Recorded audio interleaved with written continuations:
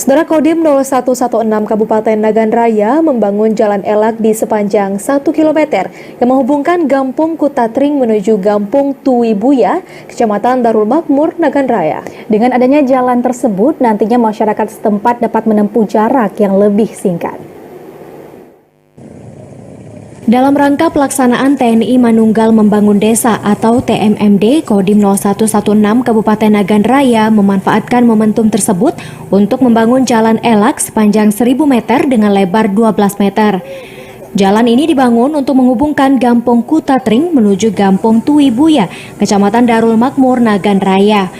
Dengan adanya jalan elak tersebut, nantinya masyarakat setempat dapat menempuh perjalanan yang lebih singkat dari sebelumnya. Selain itu juga jalan ini dapat mendongkrak ekonomi masyarakat karena dengan adanya jalan pintas nantinya warga dapat membawa hasil pertanian mereka dengan waktu tempuh yang lebih singkat.